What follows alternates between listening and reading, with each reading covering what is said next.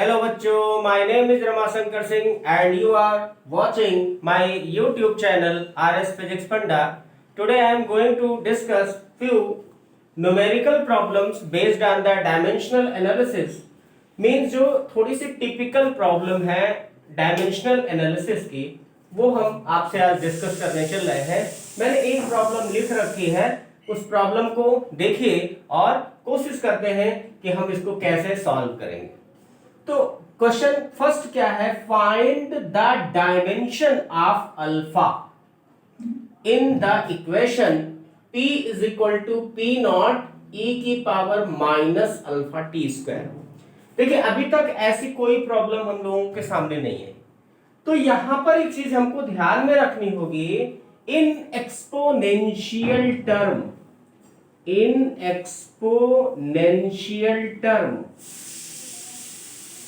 Exponential term power of, exponential term power of e mean जो exponential term है इसमें power of e जो होगी हैविंग नो डायमेंशन, क्या होती है, power of e having no dimension, कोई भी डायमेंशन नहीं होती है।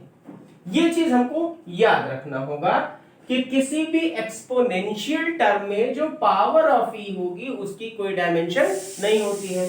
तो पावर ऑफ e हमें डायमेंशन किसकी निकालनी, अल्फा की।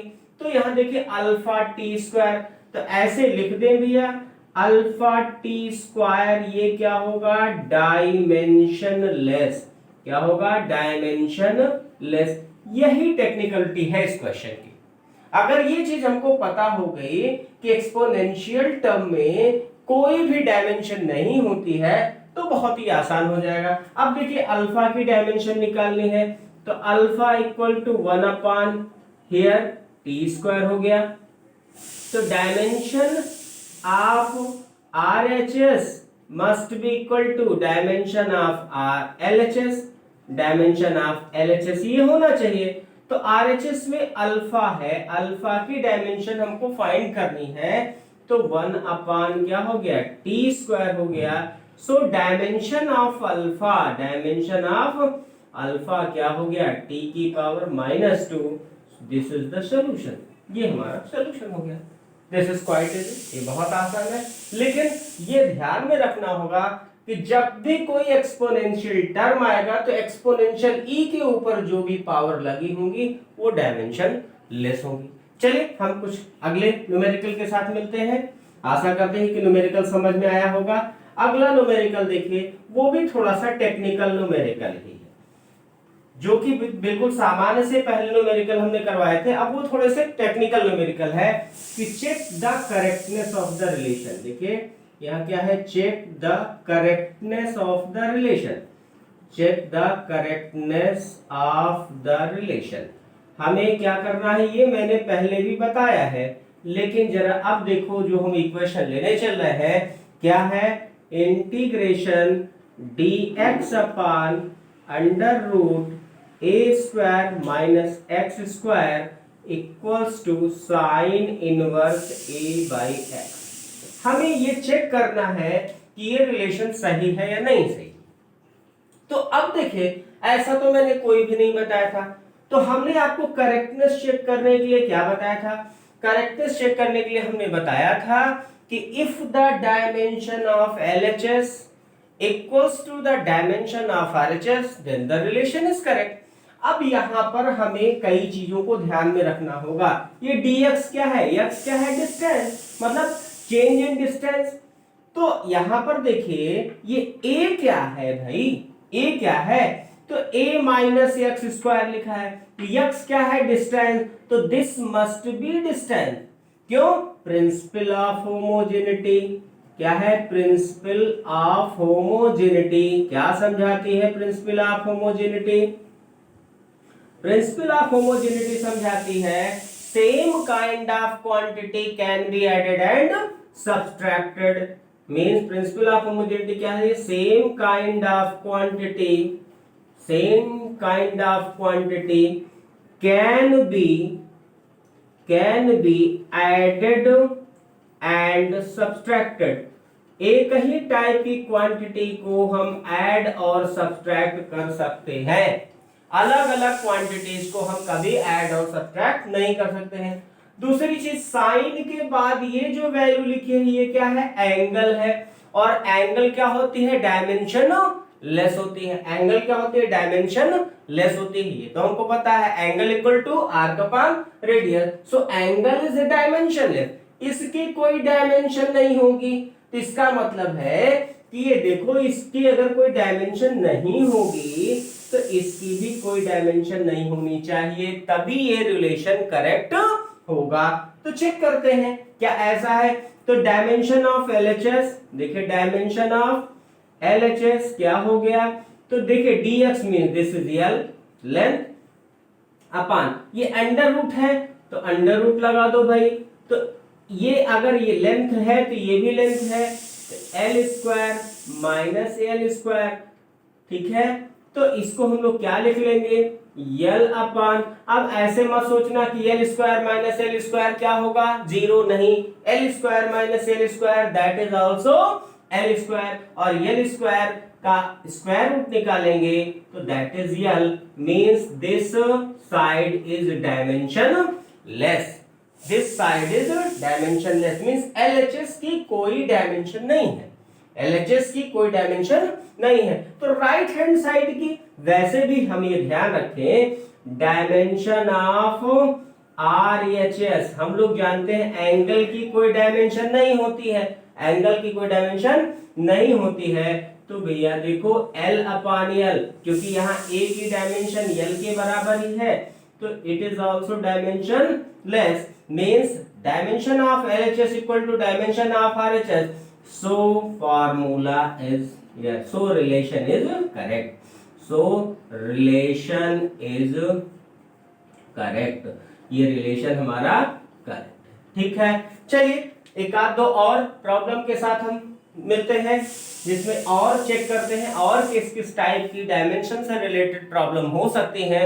तो मेरा मोटिव है कि आप हर हालत में डायमेंशन को कंप्लीटली बिल्कुल समझ सके और उसको इजी वे में सॉल्व कर सके, ठीक है। चलिए देखते हैं हम लोग एक अगला क्वेश्चन, डायमेंशन का बहुत ही पॉपुलर क्वेश्चन है और बहुत बार एग्जाम में पूछा भी जाता है। क्वेश्चन क्या है कि find the dimension of A and B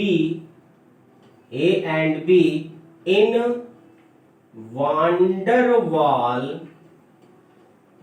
der Waal gas equation. ये क्या है, वान डेर वाल गैस इक्वेशन में हमें A और B की डायमेंशन को पता करना है। तो हमें van der Waals gas equation है क्या, तो van der Waals gas equation है P plus A by V square, here V minus D equals to RT. This is the van der Waal gas equation. ये van der Waal gas equation है। हमें यहाँ से A और B की dimension को पता करना है। क्या करना है, बहुत ही रिनाउंड क्वेश्चन और बहुत बार ये 11th के एग्जाम में पूछा जाता है, वैसे कॉम्पिटिटिव में भी पूछा जाता है। तो आप लोग इसको ध्यान दीजिए। फिर अगेन मैंने कहा क्या याद करना है, प्रिंसिपल ऑफ होमोजेनिटी। ये P क्या है, P गिवन होगा, P है प्रेशर, P क्या है, प्रेशर है, V क्या है, वॉल्यूम है, P क्या है, प्रेशर है, V क्या है, वॉल्यूम है। दिस इज गिवन, या ये जरूरी नहीं कि गिवन हो, क्योंकि उसने कह दिया वान डेर वाल गैस इक्वेशन, तो आपको वान डेर वाल गैस इक्वेशन में symbol having their usual meaning, symbol का अपना यूजुअल मीनिंग है जो होता है। तो चलिए हम लोग ध्यान देते हैं। तो अब देखिए प्रिंसिपल ऑफ होमोजेनिटी यहाँ क्लियर होना चाहिए। अरे भाई अगर ये प्रेशर है तो this whole quantity must be pressure. अगर ये प्रेशर है तो क्योंकि प्रेशर में प्रेशर ही ऐड हो सकता है, प्रेशर में प्रेशर ही ऐड हो सकता है, means A by V square की जो डायमेंशन होगी वो प्रेशर के डायमेंशन के बराबर होगी। इज इट क्लियर, समझ में आ रहा है। चलिए तो हम लोग क्या कहेंगे, डायमेंशन ऑफ LHS, मतलब पहले लेकिन ध्यान रखेंगे कि प्रिंसिपल ऑफ होमोजेनिटी हमको याद होनी चाहिए। क्या, कि same kind of quantity can be added and subtracted. तो dimension of LHS must be equal to dimension of RHS. तो यहां देखो, यहां क्या है, ये pressure, dimension of pressure must be equal to dimension of A upon V square. और मेरा टारगेट क्या है, A की डायमेंशन को फाइंड करना, A की डायमेंशन को फाइंड करना। तो A इक्वल्स टू क्या हो जाएगा, dimension of P into V square, ये हो जाएगा। तो भाई प्रेशर की डायमेंशन क्या है, तो pressure equals to what, pressure equal to what, pressure क्या होता है, force upon area, force upon area. तो फोर्स की डायमेंशन mlt माइनस 2, एरिया की dimension l square, so dimension of pressure ml minus 1 t minus 2, ये pressure की dimension हो गई। V for volume, V for volume, volume की dimension L cube. So right the dimension. तो A equal to pressure, pressure at the place of pressure you can write here ml minus 1 t minus 2 and into V square, V square, तो L cube that square, इसका square कर दीजिए।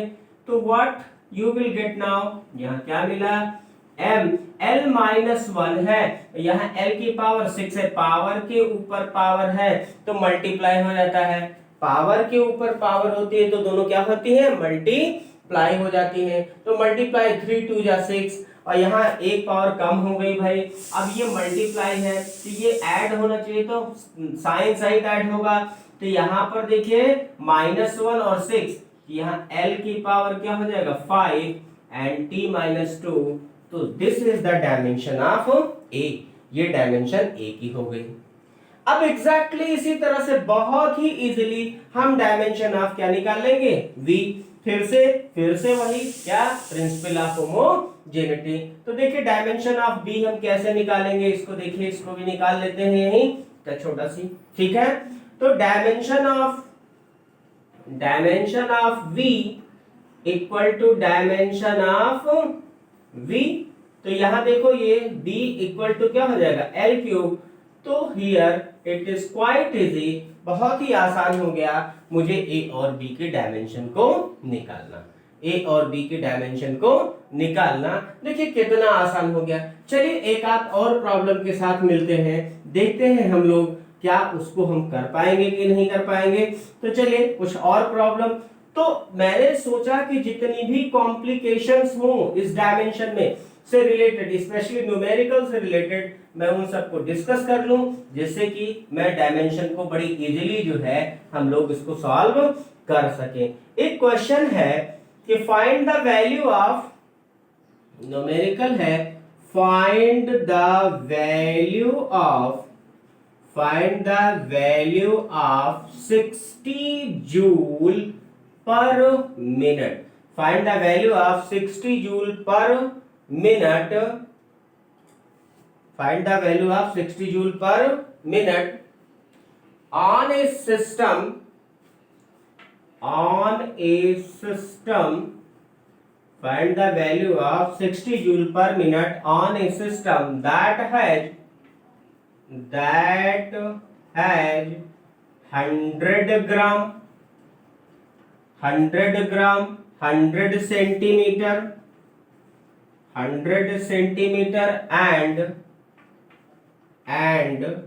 1 minute as base unit, 1 minute as base unit, ठीक है।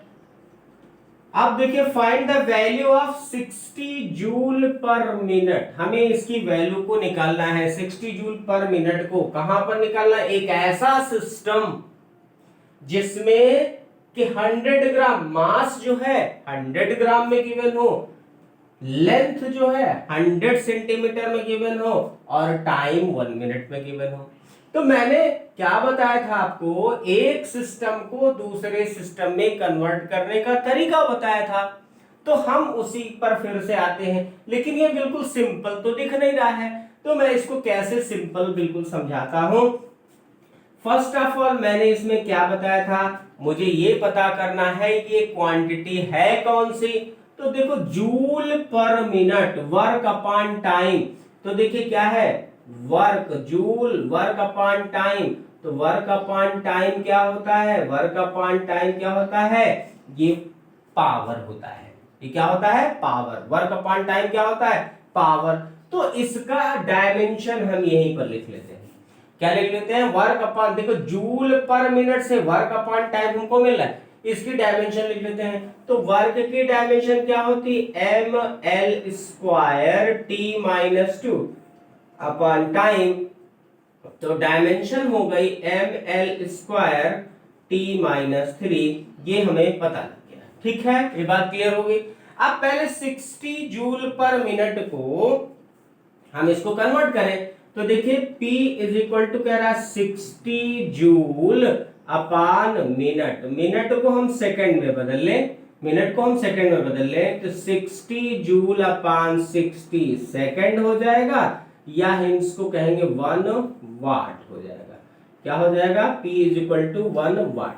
अब हमें 1 वाट को, इस 1 वाट को 100 ग्राम 100 सेंटीमीटर और 1 मिनट के फॉर्म में करना है, 100 वाट 100 ग्राम 100 सेंटीमीटर है 1 वाट में करना है। तो देखो भाई कैसे, देखो N1 इज इक्वल टू कितना हो गया 1, क्लियर, M1 कितना हो गया, L1 कितना हो गया, T1 कितना हो गया।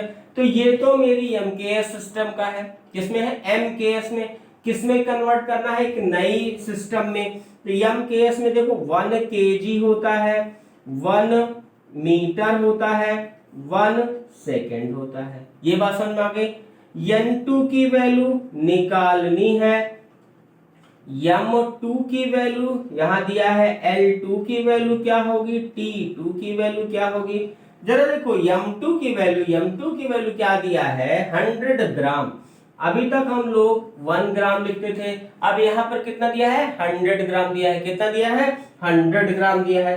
L2 की वैल्यू 1 लिखते थे लेकिन यहाँ 100 सेंटीमीटर गिवन है, और टाइम की वैल्यू 1 मिनट है, तो हम चाहे तो इसको 60 सेकेंड लिख सकते हैं।